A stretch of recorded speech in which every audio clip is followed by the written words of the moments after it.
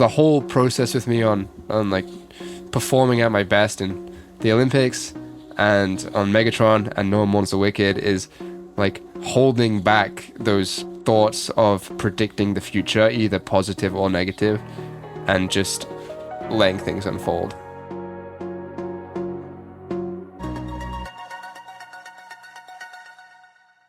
All right. One question has dominated the 2025 season of Climbing Gold, and we have not been able to escape it. We have not been able to answer it until now. Alex, what is it? Who the fuck is Hamish McArthur? Inescapable.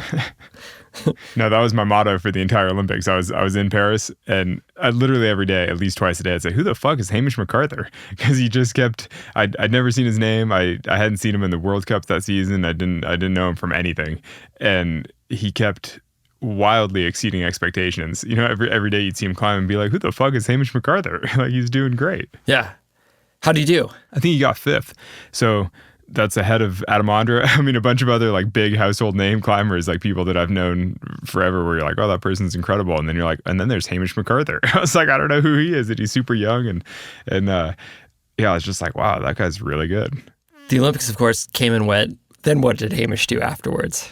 Well, he's had a really noteworthy spring where he climbed V17 in a single session, which has never been done before, which is totally incredible. Basically, in 3 hours, he just showed up at a boulder, did the V15 stand, did the V17 sit, called it a day, and went home, which is totally groundbreaking. He also did Megatron, this other V17 in Colorado. I mean, basically, he's just been crushing. So today we get to find out who Hamish McArthur is. And it turns out he's on that quest to figure out the same question, too. And it's pretty refreshing. There's a 50-50 chance that he did a ton of mushrooms before chatting with us. Are you actually going to ask him who the fuck he is? Yeah, you know it will. I'm Alex Honnold. I'm Fitz Cahal. This is Climbing Gold.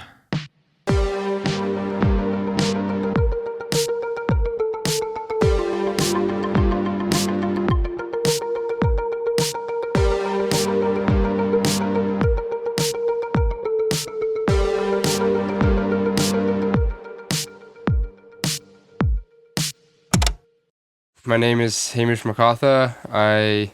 What do I do? Climb a lot. How do you spend the majority of your time climbing?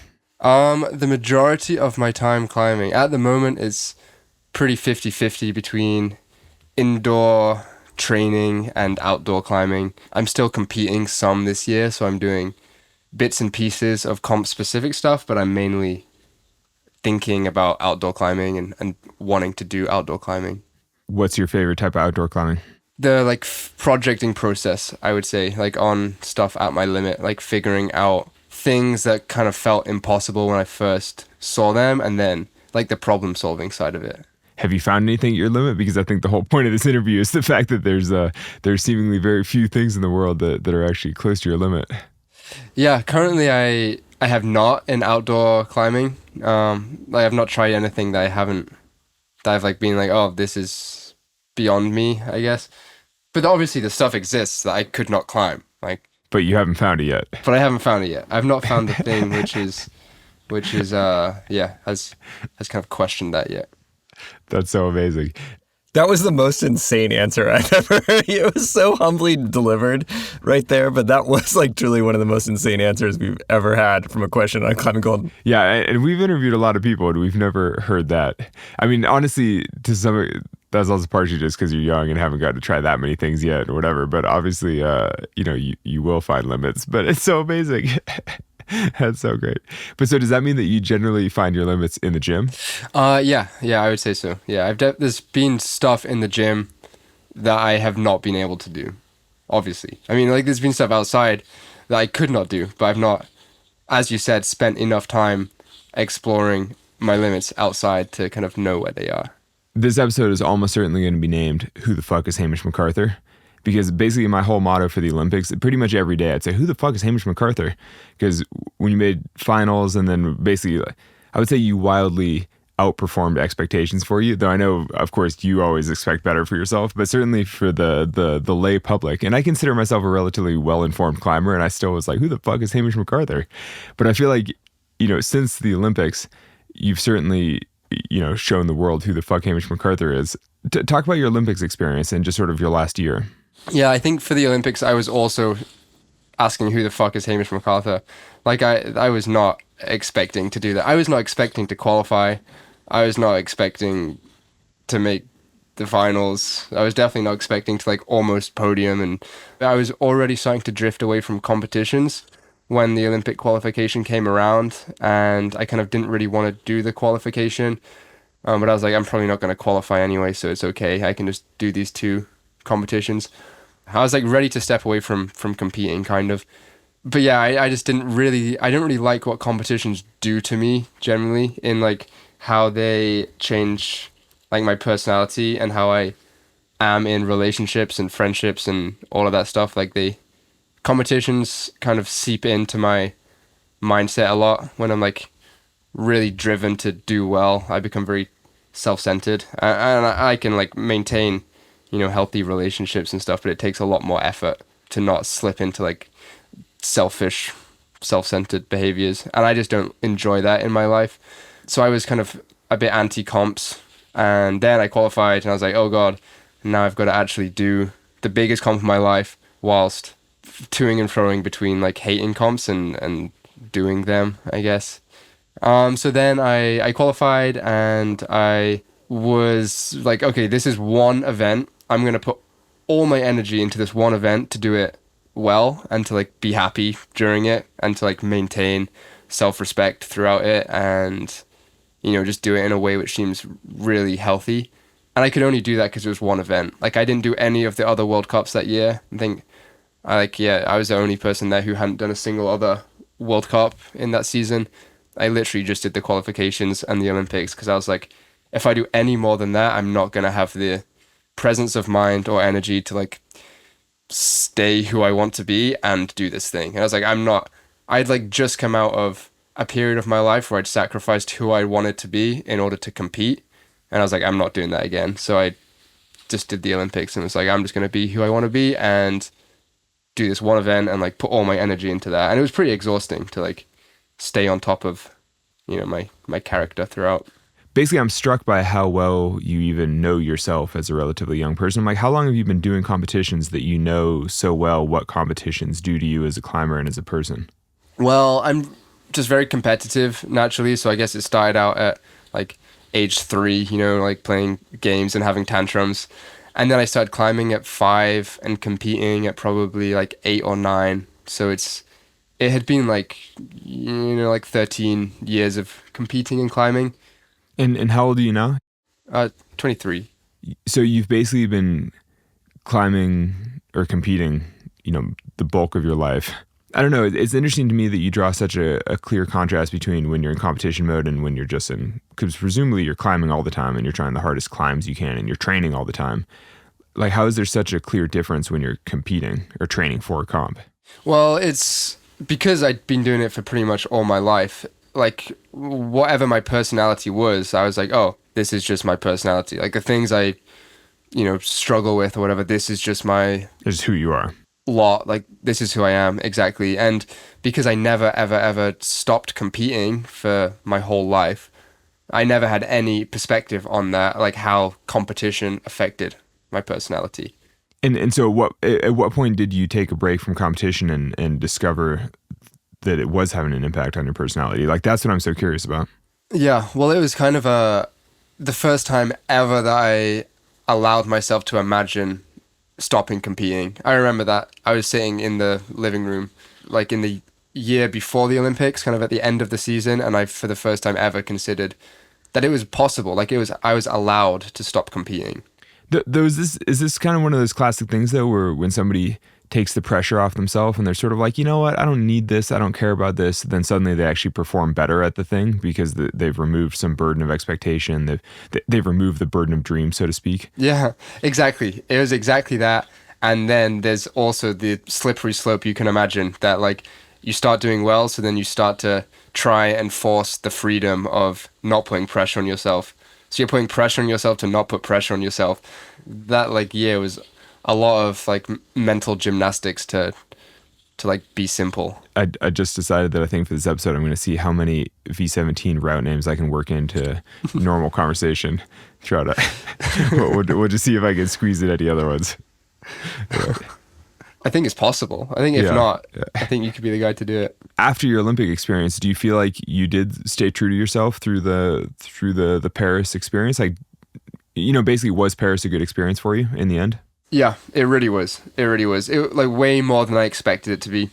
I was anticipating it being a bit of a slog, that these like old patterns of competing would get in the way, and I would like stop being able to genuinely enjoy it. Not just like have a face of enjoying it, but like it just be fun and playful, and like I could like spend time with my family and like enjoy it as an experience outside of just the like, oh my God, I'm at the Olympics. Like that it could just be a fun week. And was it a fun week?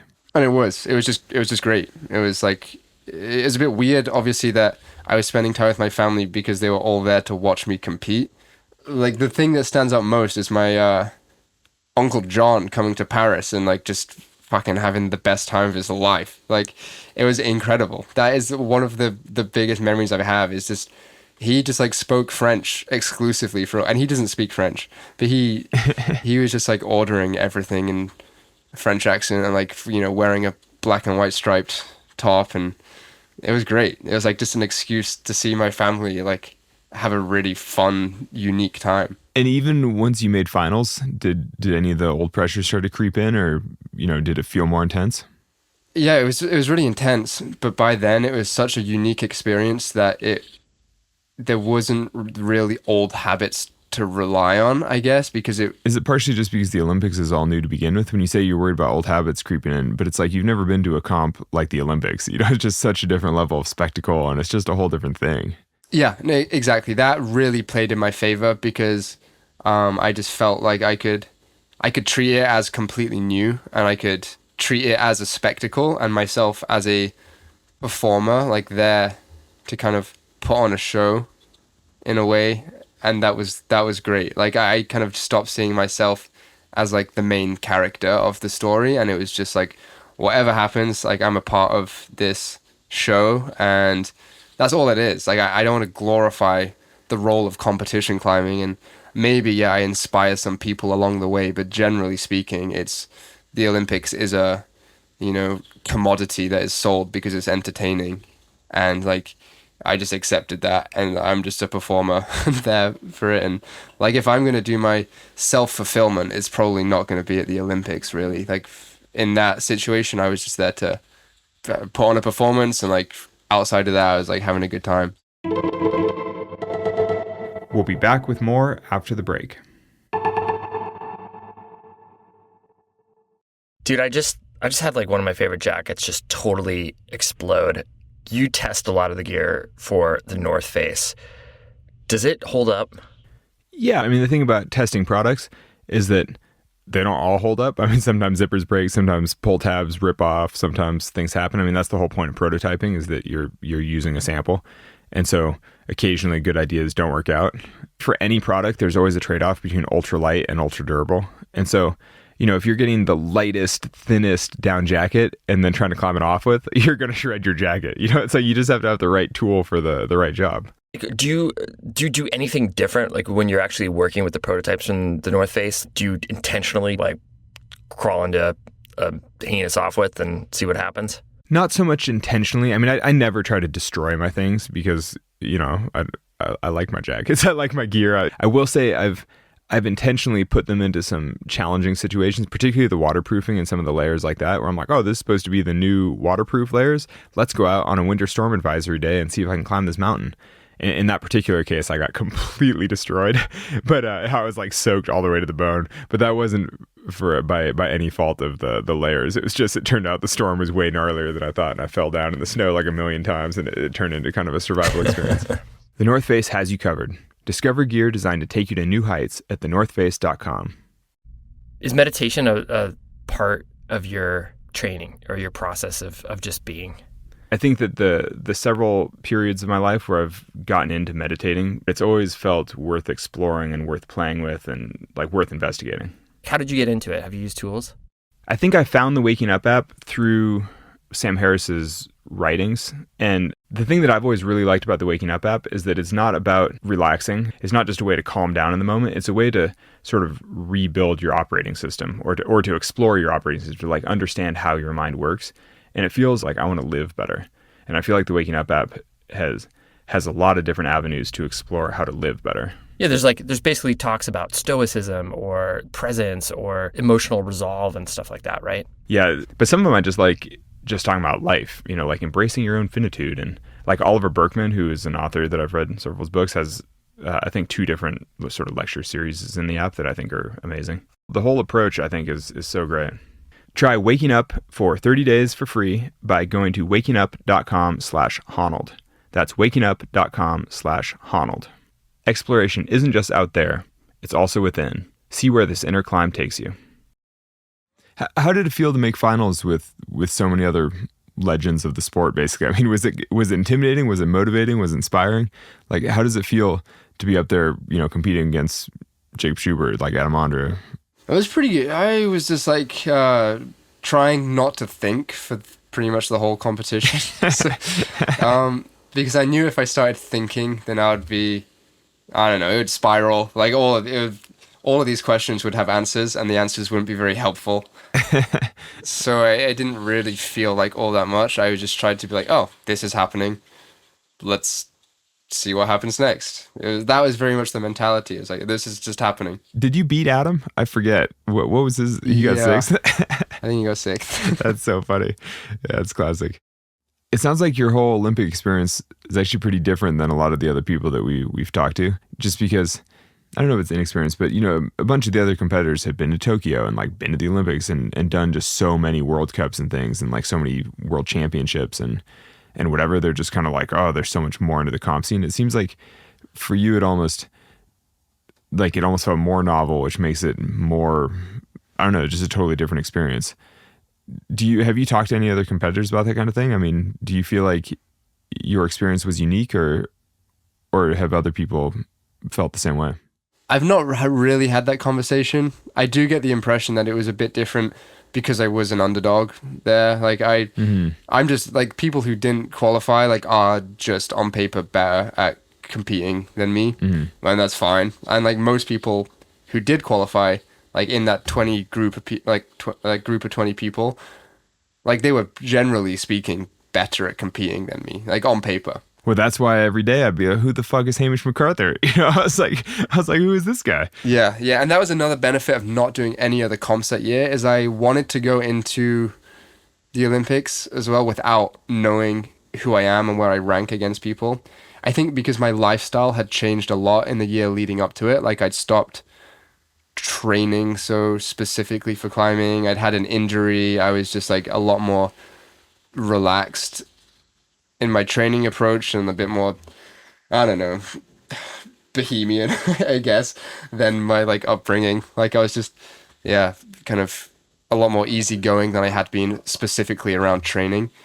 So I really had changed a lot, and I didn't want any feedback on that before I entered this like novel environment, because I didn't want to know that on average I placed, 23rd at World Cups. Like that would be a really bad statistic. Yeah, and you don't want to know that one guy always beats you at certain types of problems or whatever. It's like, it's better not knowing. It's better just to show up and do your best and see how it plays out. Yeah. I was thinking like, I've changed my approach. Maybe I'm gonna like be terrible at competing. Maybe I'm gonna be incredible at competing. Like let's just go and find out. And like, if I manage to fluke something, I want it to be at this one event. And that was kind of it. Like I would like to fluke this event. And did you feel like you did? Yeah, absolutely. Yeah.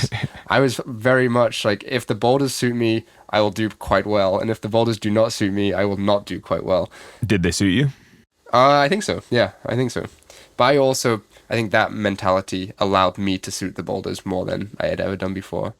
Yeah, I mean, how did the Olympics set you up for the rest of the year?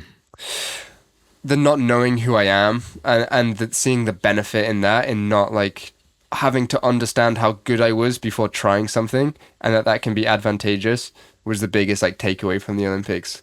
Like that is like the biggest thing that I would advocate for, and like pushing your limits is not knowing how good you are. It's so interesting that you're trying to be a dark horse to yourself. It's funny because I joke about who the fuck is Hamish McArthur, and you're like, oh, the total dark horse. But I'm like, wait, so your trick to success here is to not even know yourself. Just show up and be like, oh, I'll just try my best and see what happens. Yeah, exactly. Which sounds great, but that only really works when it's layered upon, a lifetime of training and like intense training. It's like, the only reason you're able to surprise yourself now is because you've been working your ass off for your entire life. And so it's slightly disingenuous to be like, oh, I just like chill and show up and just see what happens. Because it's like, no, you've been trying so hard for so long, but now you're sort of reaping the benefits of that. Yeah, but the thing is, okay, let's take like climbing V17s as a like a baseline. So how many people in the world are capable of climbing a V17 this year if they tried to? It's probably like 50 to 100, We could have 50 to 100 new V17 climbers. You think that many? I think pretty much all of the like World Cup athletes are physically capable of climbing a V17. So it's like I've been in that cohort for a while.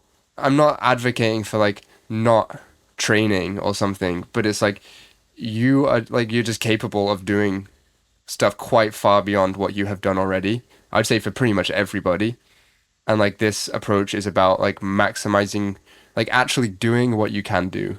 I'm not trying to like say you can like stop training so hard and like you'll get physically stronger necessarily, but it's like actually doing, like stepping over the finish line with something that you haven't yet done.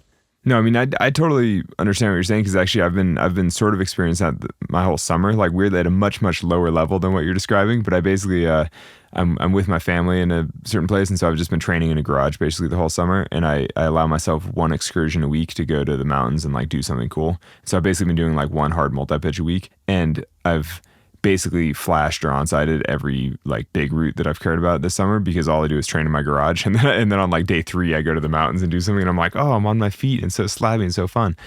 And it's interesting because it's giving me a slight, a very small sort of low level taste of what World Cup climbers experience, I think, where it's like you basically spend all your time in the gym. And then when you do climb outside, you're like, God, it feels so easy. And I'm on my feet. And it's like so chill compared to the training stuff I've been doing.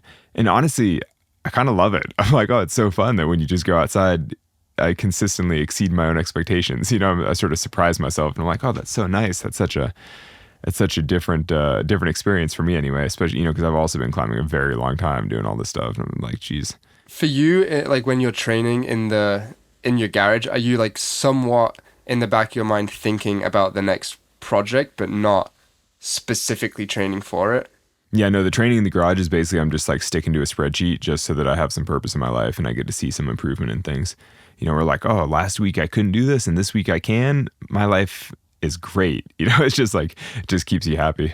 Yeah. For me, my training for the last 2 years has been like having a goal and holding it very lightly somewhere in my mind and not really thinking about it specifically while training, but just knowing that my training is somewhat aligned to that goal. Mm-hmm. So it's like at the moment, I'm wanting to go to Finland at the end of the year, like to try some more hard climbs that like once seemed impossible, but now I like think I can do.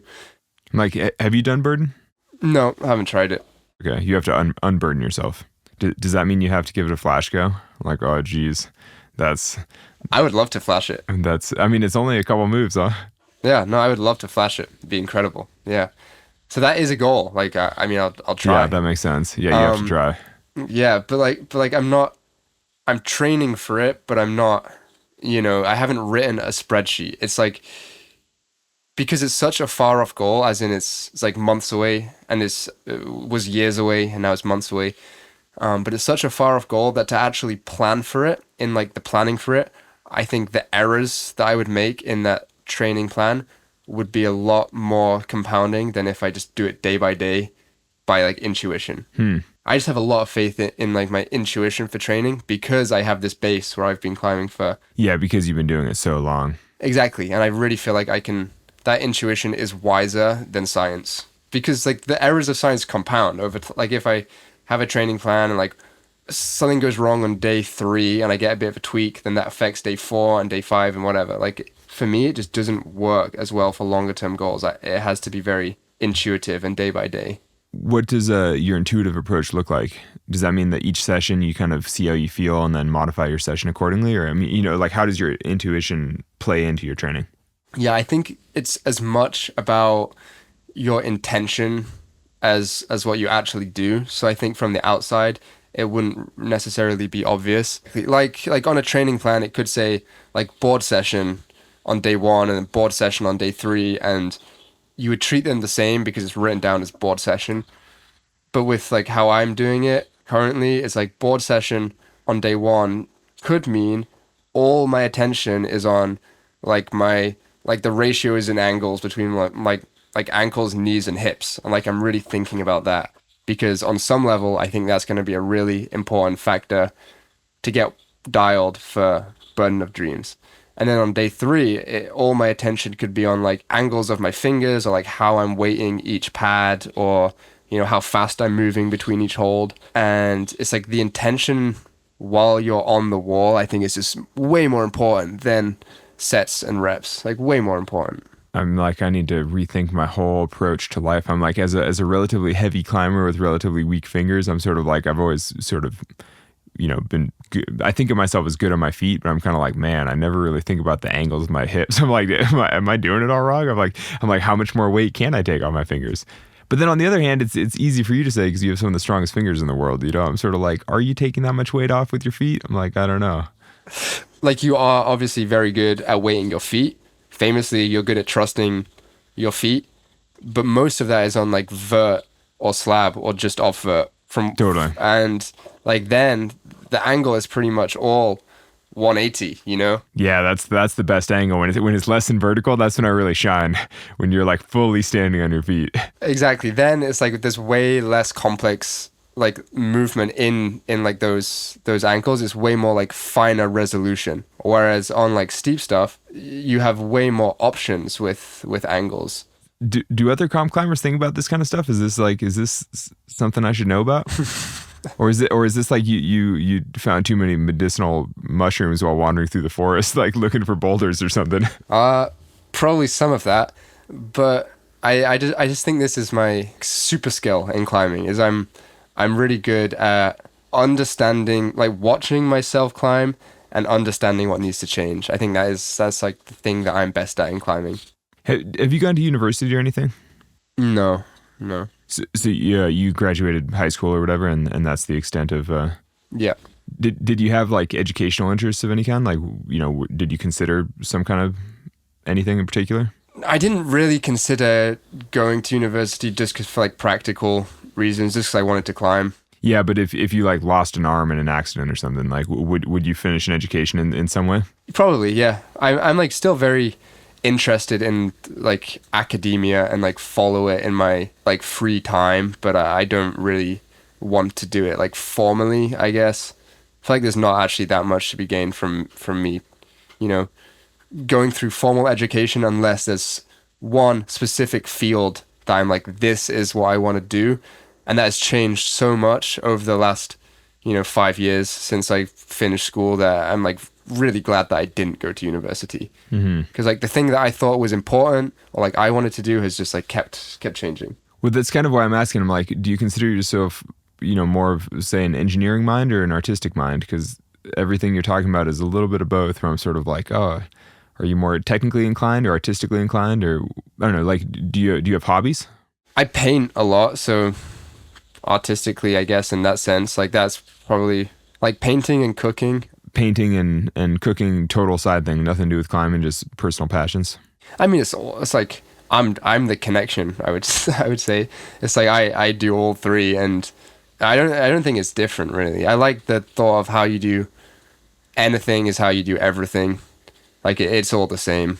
I don't really compartmentalize my personality in art and climbing, or I try not to. Like a Shaolin monk. Just like a Shaolin monk, yeah. That's two, if anyone's keeping score at home.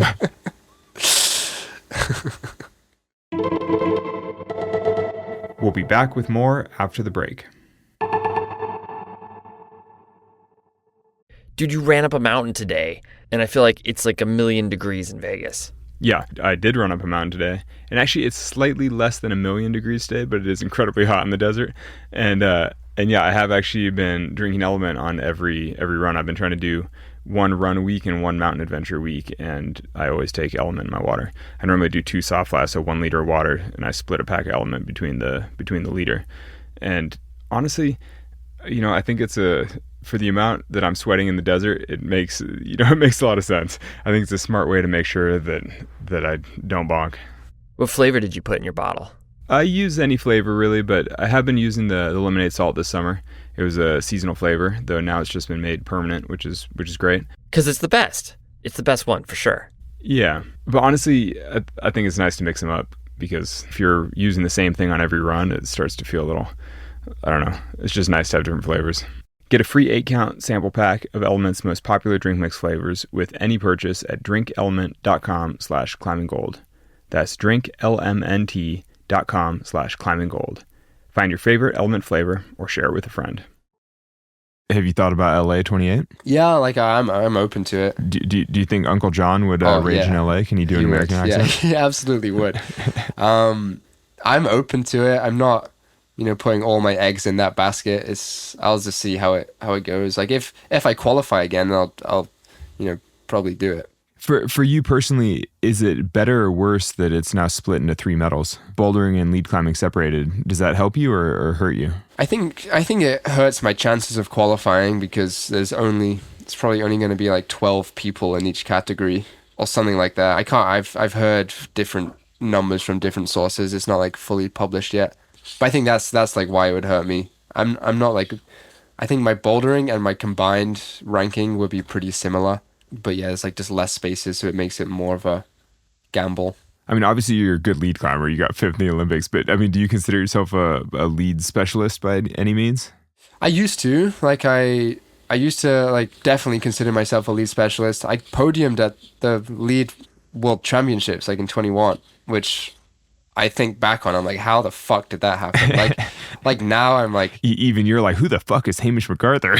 Yeah, like looking back, I was like, how? Like I hadn't made like a World Cup final or like, and then I just qualified for first of the final. I thought about that last night. I was like, how did that happen? I have no idea, no clue. So I used to be lead climber. I think I was always told like I was built more like a lead climber because I was pretty lanky, scrawny as a kid. Yeah, lanky and like didn't have much muscle mass. But then now I just don't enjoy lead as much. I just find it stressful because I would never train lead climbing. I would only ever train at a bouldering gym. So any time that I would lead climb would be in competition, essentially. So I think I just built up like fear of failure. Like whenever I go lead climbing now, there's like part of me which is like, you're not allowed to fall. Or like you're not, like it's, every time you fall, it's like, that's a bad thing. Whereas in bouldering, I just don't have that baggage. And I'm just going to wait until lead climbing's fun again before I like think about competing or even just doing it. Have you thought about trying any of the hardest routes in the world? Because I feel like you've really done a lot of the hardest boulders in the world in the last year, and you probably have the capability to climb hard routes, but it seems like that's maybe not amongst your goals right now. Yeah, currently, I mean, it just sounds it sounds really hard. I don't know. It's like it just sounds really difficult and like stressful. And so, since when have you shied away from hard? I don't know. I mean, it comes and goes. It's like it just sounds really difficult. I don't know how else to put it. Like the thought of actually doing that and like learning all these moves and getting in a headspace where like you're ready to like be like really focused for like 20 minutes at a time if it's like something in flat anger or whatever, like that just doesn't sound that fun currently. It's like I'm not, if I can like keep being successful and get paid is also a part of it, like be relevant, like because I think there is a part of climbing where it's like some of it is purely self-exploration and like passion, and some of it is like I'm doing hard stuff because it's kind of my job. Like if I can just like be successful and push the limits in just bouldering in my style and in the style that I find fun, I'll just do that for now, Yeah, basically you're saying you're picking low-hanging fruit. You're kind of like, well, why not do the thing that I can easily do, that I like to do, that also makes a mark? I mean, yeah, you don't have to tell me about picking low-hanging fruit. It's like I've also made an entire climbing career about doing the few things that I can do well that I'm like, oh, that seems easy. Why not do that? I mean, it's just smart when you put it like that. When the options are like what you just said, like kind of fun and somewhat easy and social and like fits into my life well, or like really intense and stressful and like total roller coaster. Like I'm just not about that right now in climbing. Like I just don't need that. Like life's, you can find like more important things to like really commit yourself to, I think, like being a nice functioning person and like, sharing joy across the world and like being like having good healthy relationships and learning about yourself and all of this stuff like is also quite intense and hard and like can be a whole roller coaster in process. And I'd rather put like the energy of an intense process into that side of things than like, making myself Climbing a 9C route. climbing a 9C route. Like it just seems ridiculous to put my energy into that instead of the other stuff. You're basically saying that climbing 9A boulders, like climbing V17, doesn't require that kind of energy for you, which is also kind of amazing. I'm like, so, I mean, it's easy right now to just climb the hardest boulders in the world.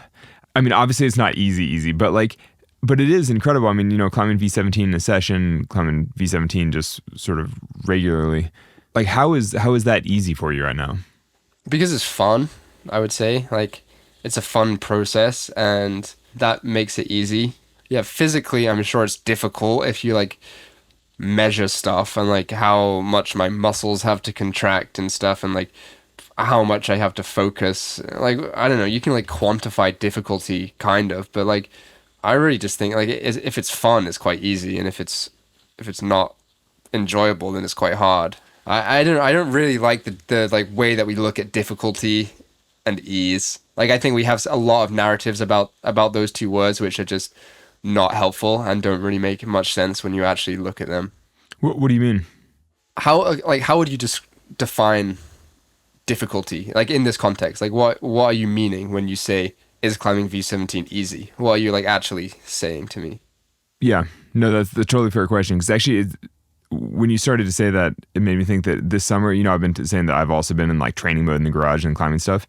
And when I've been climbing stuff outside that's like relatively harder now, though I hesitate to even say remotely hard because it's trivially easy compared to all the things we're talking about with you.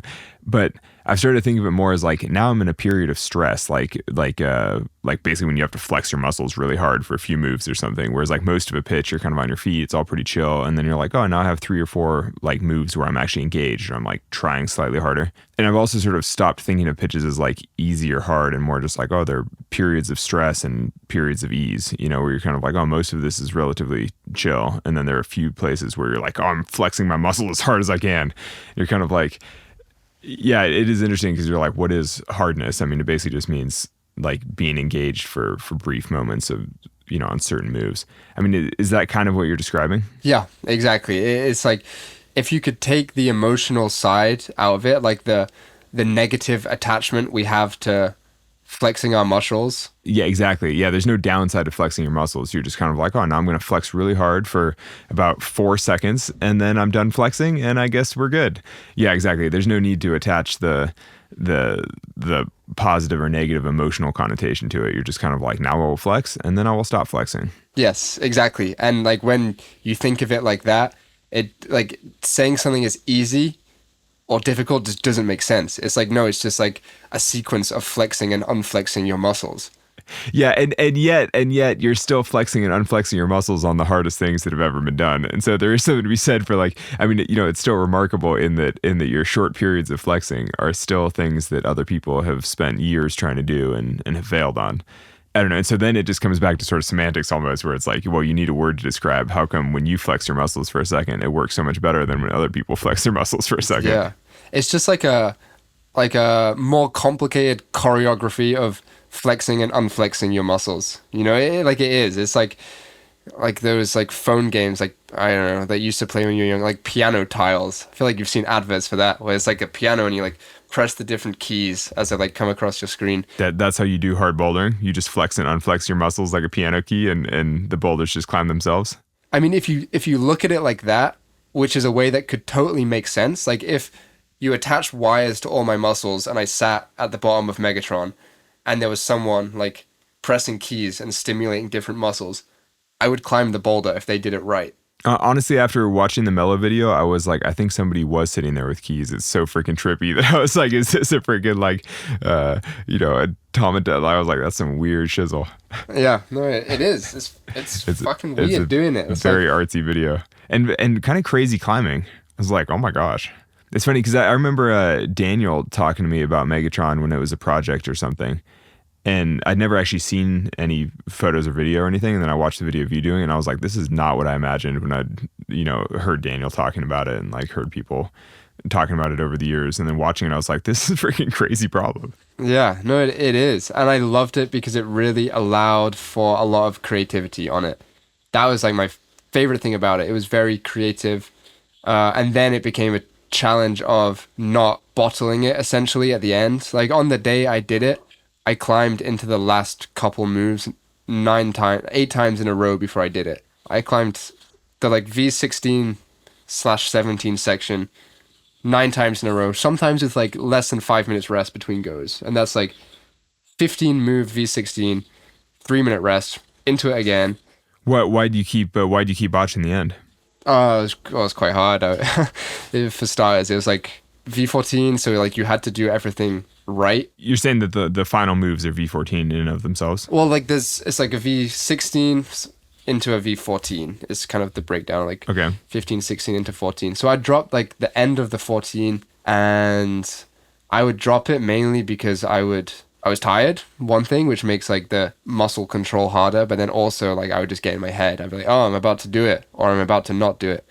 And either of those thoughts, like they're the same, and that would kind of throw me off. Did you ever consider taking, say, a 7-minute rest and then just doing it instead of doing like a 3-minute rest and going again? Is that not just like a, rapid fire, like diminishing returns where you're like, I'm getting more and more tired, and then you're up there and like, oh, I'm too tired? And well, no, I did also take like different increments of rest, but it got to the point where what was stopping me doing it was so not physical. It was so mental. Even like the physical control of my body, it was all mental. And like if I had, a spark of like a moment where I'm like, if I pull on now, I could do it after 3 minutes, then I would try again. Is that not similar to your experience on No One Warns the Wicked? Didn't you also climb that like 8 times in a row or something, falling off the last move? No, that was quite different actually. That was a very different process because I kind of just wanted to try Defying Gravity that day. I kind of, in the back of my mind, I was like, maybe I'll try the sit if I do it. And then I did Defying Gravity quite quick. And then I like tried the start sequence of No One Warns the Wicked. Couldn't do this one move and was like, okay, if I try it from the ground, I'll probably do that move because I'll be more like, psyched and like motivated. Yeah. Exactly.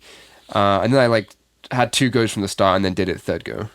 Wow. And how quickly had you done Defying Gravity, the stand start? I stuck the big move. The big move being the Defying Gravity move, the like Defying insane Gravity, jump. Exactly. Yeah. I stuck that maybe like 10th go or something at trying the move, and then I like did the next move like just from the ladder, and then I did it from the bottom. So probably like 10. No, probably like 15 goes maybe.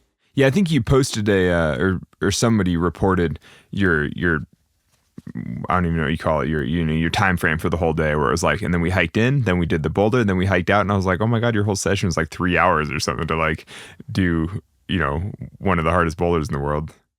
Yeah, no, I posted that. It was kind of just because like my Megatron post was so polar opposite.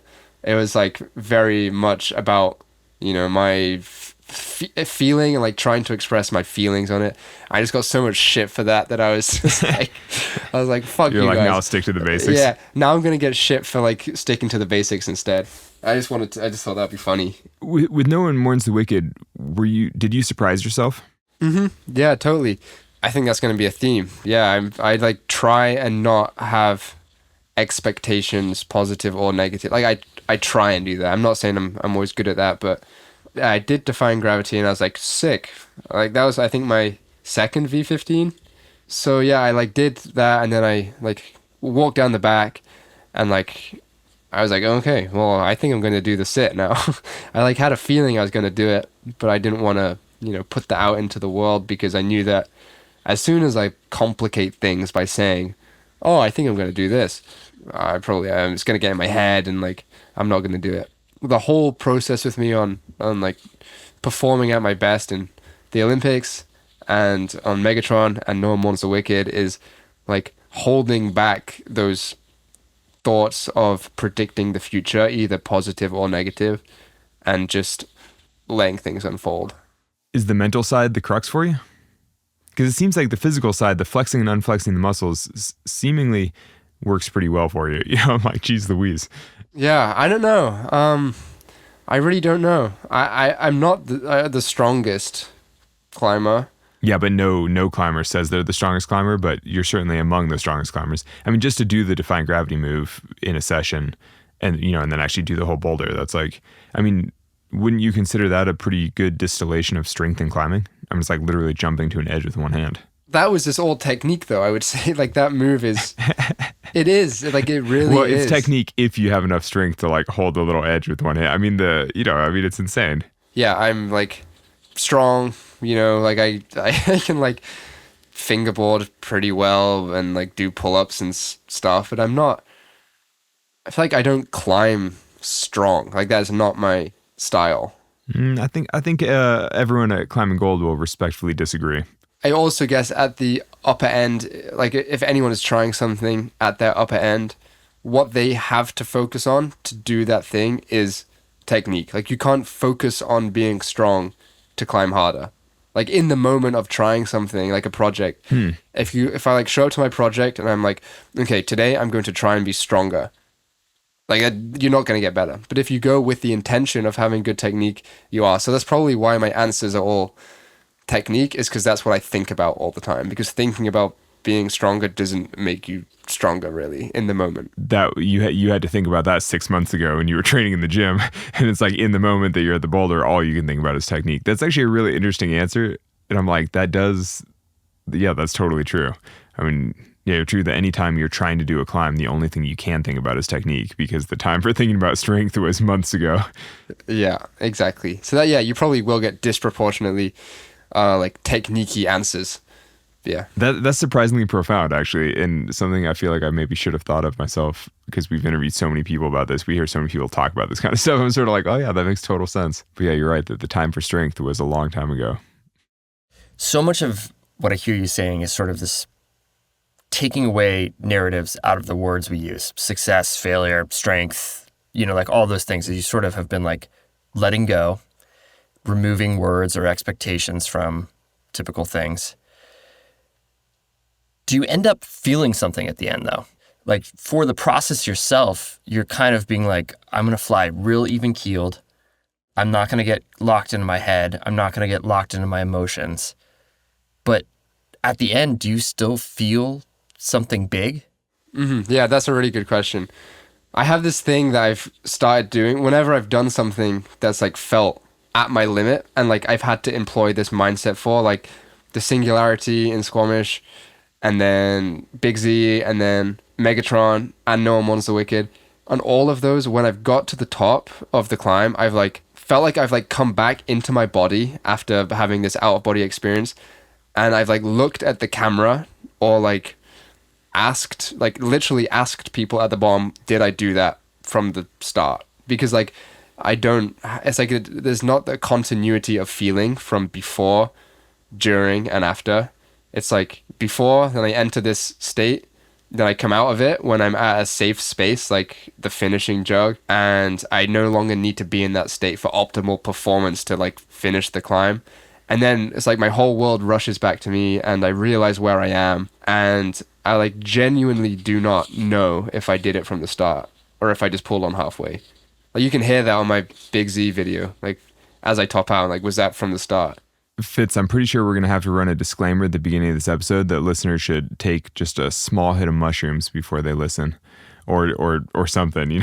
Basically this episode needs to be accompanied by the right kind of herbs, or like, yeah, exactly. Microdosing exactly. The entire time. Like the episode will make a lot more sense if people shed all their previous conceptions of like, what is language, and like, what are words, and like what is existence? Like basically you just have to take the right amount of psychedelics, and then you can listen to Hamish McArthur. That is like genuinely a good point, and something I need to think about is like the way I communicate and just the way I live and experience the world, I think is quite out there compared to even like how it was for me 2 years ago or something, or 3 years ago. And I think I have not been great at communicating to people who don't share this like openness for questioning like what is language, what is like that is so fundamental to my approach, asking those questions, that when I try and explain it, I think I just come across like I'm waffling completely. But when I say like these things, like I really mean it from the bottom of my heart. I don't know. I'm like, I mean, a lot of that's like coming of age type of stuff where it's like, who am I? Like, what does it matter what I'm doing? Like, does it matter what I'm doing? And then at a certain point, you basically accept that it doesn't matter what I'm doing, but I'm doing it anyway because I love doing it and I'm just like having a good time and doing my thing. I mean, to me, it feels like you're going through a phase where you're sort of like, oh, I've tried really intense competition climbing for a long time, and now I'm like shedding that whole intense competition scene, and I'm just, embracing, say, the bohemian bouldering lifestyle, sort of like, and discovering your own limits, or in this case, not discovering your limits, but at least searching for them and exploring them. And, at some point, you'll change the rules of your game again, where you just be like, you know what, like that game has been fun and I've learned a lot from it, but now I'm ready for a different game where I can learn different things. Yeah, I'm not expecting this approach to last. I suspect that you'll internalize a lot of this stuff and it won't have to feel like something that you're doing. That'll just be you. You'll be like, oh, like I'm unburdened by expectation. I just go out and I do my best, have a good time and don't stress it. Like when I look back at thoughts I was having when I was like about competing or life or whatever, when I was like 18, and like now it seems cliche, but it only seems cliche because I've accepted it by going through those thoughts. It's like those were the seeds that allowed me to get to this place where I can look at it and kind of move on from it. I don't want to like diminish thoughts that may one day seem cliche or cringe or, like overly complicated, because they are the seeds that kind of grow into this more complete view of the world and my life that allows things to be simpler in the future and to like get to this place where I'm like, oh, I'm just doing what I like because I like it. Like that's simple, but it's impossible to accept really without going through this turmoil of understanding why you need to accept that. What are you hoping that your current seeds will germinate into? It's like, I mean, do you expect to be climbing your whole life? I mean, are you aspiring to be a professional climber for as long as possible? And yeah, I would like to. It's so impossible at the moment to tell what the world is going to turn into in the next 5 to 10 to, after that. It's like, I just don't think the world will be kind of what it is today. I think making decisions past that at this point in history just doesn't seem very fruitful. Like I want to just remain very malleable, I guess. Because you think your muscles will be controlled by machine in the not too distant future. you're like a few more good seasons of Boulder, and pretty soon you will be uploading your consciousness to the cloud, and you'll let all the people commenting on your Instagram control your muscles for a brief burn on some V17. That's a great like thought experiment, but yeah, like genuinely, like I just think it's I don't know. I don't really know what these like my life is going to turn into. I guess the like what these seeds are kind of germinating in, as you said, is into like flexibility of mind and like being not relying on external circumstances for my emotional state and happiness and contentment.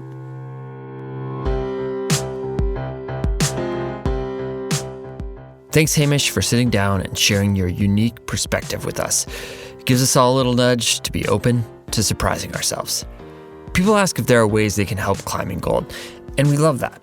One big thing is you can write us a review on whatever podcast platform you listen to. I know every podcast asks for that, but every podcast needs it in this day and age. So if you want to help make a difference with the show and help more people find it, please write us a review on Spotify or Apple. Climbing Gold is created by Duct Tape and Beer. Alex Honnold is our host. Our production team includes the talents of Skylar Perwins, Marco Seiler Gonzalez, and Evan Phillips. Our creative director is me, Fitz Cahal. Today's music by Brendan O'Connell. Will Taylor handles our ad sales. Our executive producers are Jonathan Retzik and Ben Endy for RXR Sports, and Lacey Hendricks and Becca Cahal for Duct Tape and Beer. Thanks for listening.